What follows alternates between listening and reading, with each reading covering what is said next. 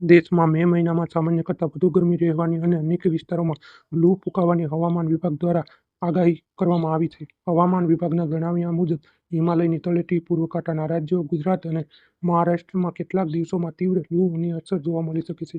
બીજી તરફ દક્ષિણ ભારત અને ઉત્તર પૂર્વના કેટલાક રાજ્યોમાં ભારે વરસાદની શક્યતા વ્યક્ત કરવામાં આવી છે. હવામાન વિભાગના ડિરેક્ટર મૃત્યુંજય મહાપાત્રના જણાવ્યા અનુસાર 14 થી 19 મે દરમિયાન ચોમાસું અંદમાન અને નિકોબાર ટાપુ સુધી પહોંચવાની શક્યતા છે.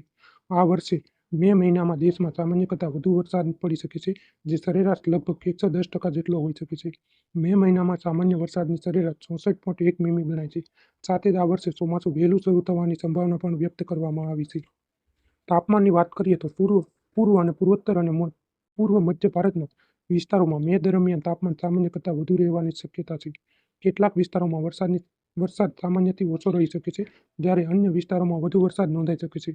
પ્રશાંત મહાસાગરમાં પાણીનું તાપમાન વધતા અલ નીનોની સ્થિતિ મજબૂત બનવાની શક્યતા વ્યક્ત કરવામાં આવી છે, જેના કારણે નૈઋત્યના ચોમાસા પર અસર પડી શકે છે.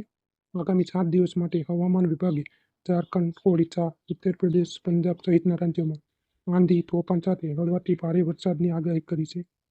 છેલ્લા થોડા દિવસોમાં દિલ્હી, એનસીઆર, બિહાર, ઓડિશા હવામાનમાં નોંધપાત્ર ફેરફાર જોવા મળી શકે છે.